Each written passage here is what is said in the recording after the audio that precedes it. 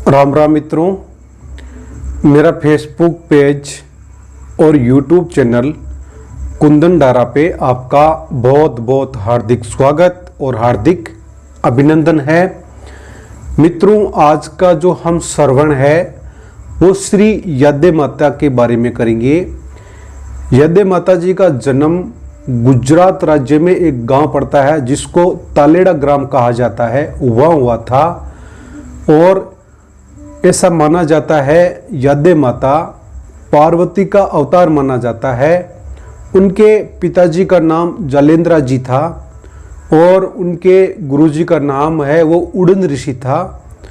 मित्रों, यादे माँ प्रजापति समाज की कुल देवी मानी जाती है और जन्म से ही यादे माता भगवान की भक्ति में लीन रहते थे। संयोग से यादे माता का विवाह पंजाब के मुल्तान क्षेत्र में हो गया, जो पाकिस्तान के सटीक पड़ता है। मुल्तान क्षेत्र राजा हिरण्यकश्यप की राजधानी थी और राजा हिरण्यकश्यप को ब्रह्मा जी का श्राप था कि राजा इस पृथ्वी पर, आसमान पे और पाताल में कहीं पर भी तू शांति प्राप्त नहीं कर पाएगा। तो उस राजा ने अपनी नगरी के साथ में अत्याचार शुरू कर दिया और जो भी उस नगरी में राम का नाम लेता तो महाराज वो राजा हिरण्यकश्यप है वो उसको दंडित करता।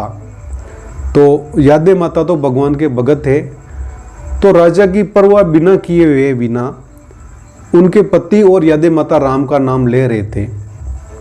मित्रों, एक समय की बात है, यादे माता ने मिट्टी के बर्तन बनाकर जो न्यावड़ा होता है उसमें अग्नि लगा दी और उस अग्नि में बिल्ली के बच्चे रह गए। तो जैसे ही वो अग्नि लगाई न्यावड़े में तो बिल्ली पास में आकर रोने लगी। तो पता चला कि इस न्यावड़े में है वो बिल्ली के बच्चे रह गए हैं और अभी जल के वो नष्ट हो जाएंगे। तो यादे माता उनके पतिदेव ने भगवान से प्रार्थना की। भगवान से जिस समय प्रार्थना कर रहे थे तब उस समय हिरण्यकश्यप का बेटा था जिसको प्रहलाद जिसका नाम था वो वहाँ पे आ गया। बोले, इस नगरी में और राम का क्या काम है, आप राम का नाम क्यों ले रहे हो, आपको अभी राजा जी को पता चलेगा तो आपको दंडित करेंगे। तो यादे माता ने बोला, ये जो न्यावड़ा है इसमें बिल्ली के बच्चे जल रहे हैं, हम भगवान से प्रार्थना कर रहे हैं, शायद हम भगवान से प्रार्थना करेंगे तो ये बिल्ली के बच्चे हैं ये शायद बच जाएंगे।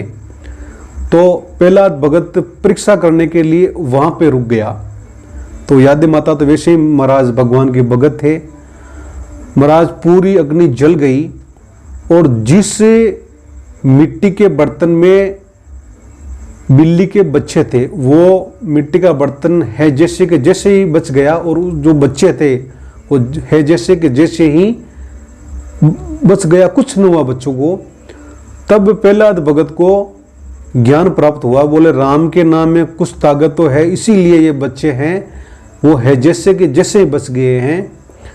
तो प्रहलाद भगत ने यादे माता से आग्रह किया कि मेरे को शिष्य बनाओ। तो यादे माता ने बोला, यदि आप मेरा शिष्य बनोगे तो आप राजा के कहो रो, आप राजा आप दंडित करेंगे, बोले आपको राजा। तो प्रहलाद भगत ने बोला, भले ही मेरे को दंडित करवा दो, कर दे भले ही राजा, पर मैं आपका शिष्य बनूंगा। तो महाराज उसी समय यादे माता का शिष्य प्रहलाद भगत है बन गया। इस बात का पता हिरण्यकश्यप को पता चला। तो हिरण्यकश्यप ने प्रहलाद भगत को दंडित किया।